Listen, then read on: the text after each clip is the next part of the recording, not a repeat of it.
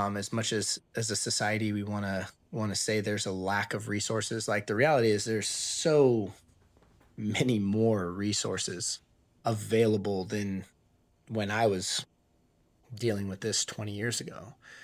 Um, it's only compounded, in fact. It's really just about the misunderstanding of the problem.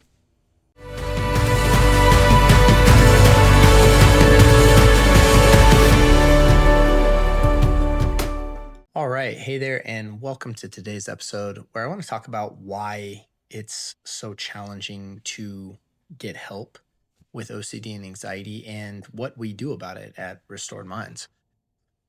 So, one of the reasons that people stay stuck so long is, and probably the number one reason I think that, um, it's so challenging for people to overcome this loop and break out of it is not due to a lack of information or accessibility.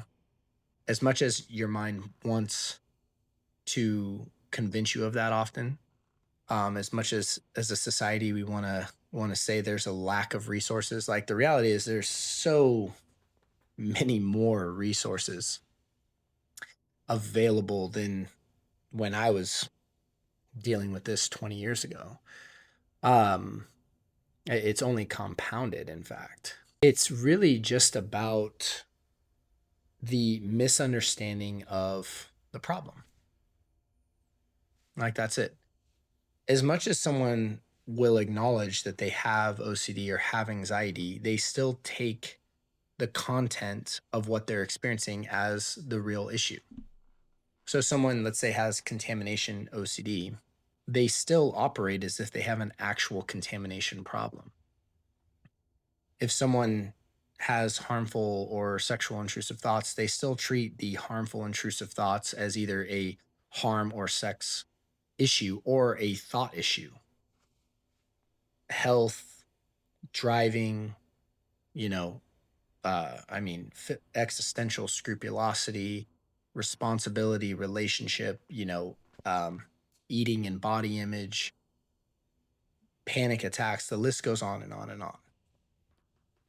With phobias, spiders or planes or whatever, right? They still, as long as you work at this from this thing causes my suffering, that paradigm is the thing that keeps you trapped. Almost always, it's always a paradigm that actually is the prison that someone lives in, not what they believe or what they think is that's really keeping them stuck.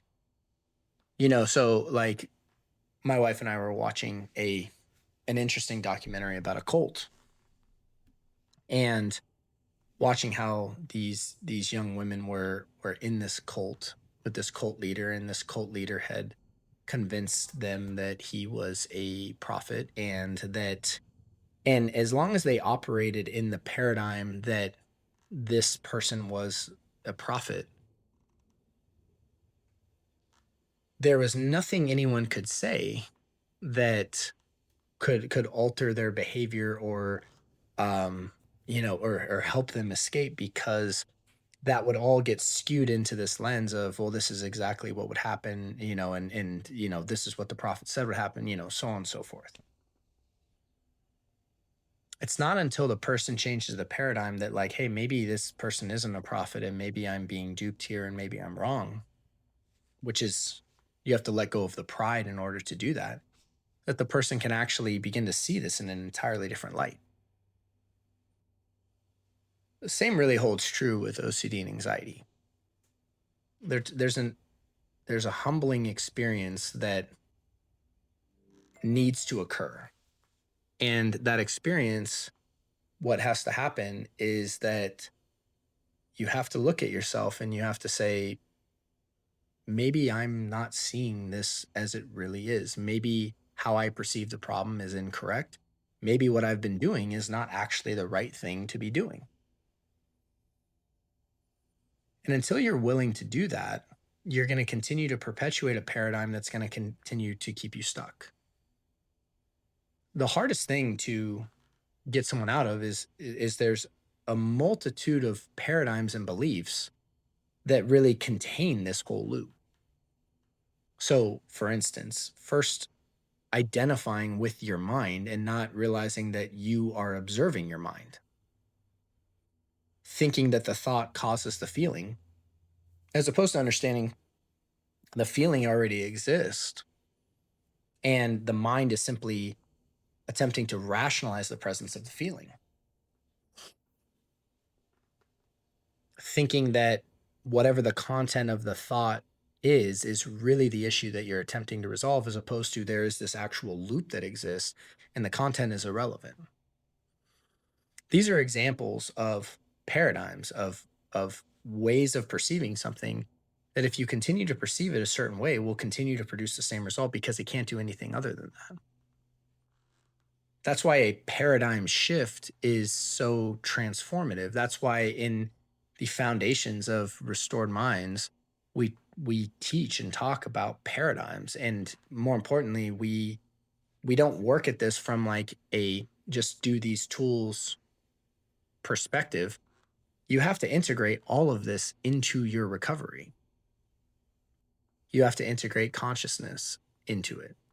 Actually, consciousness has to be a foundational component. You have to integrate the paradigms that you're believing, the paradigms you need to believe instead, the beliefs, the identities you've adopted, the drama triangle, right? The victim, villain, hero model versus, seeing like really letting go of the victimization of yourself. All of these things, they're invisible. And that's what makes them challenging is that because they're invisible, you can't see them. You just assume that they are true, that they are real, that they are how it is. And it takes letting go of the pride of assuming and believing that you're right to being able to really see these and say, well, maybe I'm not right about these. Maybe I'm not seeing it as it actually is. Maybe this is wrong, in fact. And when you can truly do that and truly actually like look at yourself, look at people you love, look at your world and literally say to yourself like maybe I'm not seeing this correctly. That is when doors begin to open that were previously just you were unaware of or unavailable to you. That's the challenging part.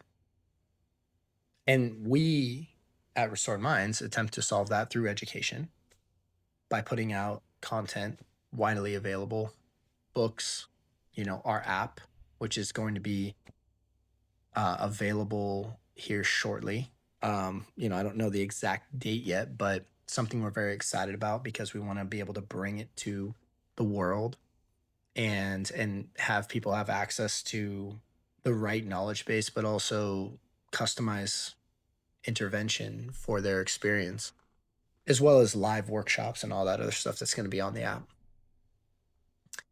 But information will only take you so far. The big step that many people really struggle to take is the acknowledgement within themselves of maybe I'm not seeing this correctly. And when that's going on, right? When you're not seeing something correctly, sometimes we have to step back and really ask ourselves that. And that's not fun. That's not fun. A lot of times we'd rather just double down. No, I'm right. This is how it is. No one else understands. And if you maintain that and that hasn't worked for you, the reality is it's probably not going to work for you moving forward. So this week, if you're watching this, listening to this, I want you to ask yourself, like, where am I convinced that I'm right, that maybe I'm not right? What am I absolutely certain of that may just not be true? right? I believe it was Mark Twain that famously said, right, it's not what you know that gets you in trouble, it's what you know for certain that just ain't so. Amazing line, because it's so true. Like, what do you know for certain that just may not be true? So these are just some things I'd like you to sit with. And again, if you want to explore this further, we have some great resources over at restoredminds.com. We have some links down in the notes. With that, wishing you all a great day and a great week, and I look forward to seeing you soon. Hey there, this is Matt Codde, and I just want to say thank you for taking the time to watch that episode. And if you found it helpful, we have some other episodes available for you as well that we've linked here. And if you're looking for additional resources, I have links down in the notes, or you can head over to restoredminds.com/start to get started with some new free resources that we have available. Thanks so much, and look forward to seeing you soon.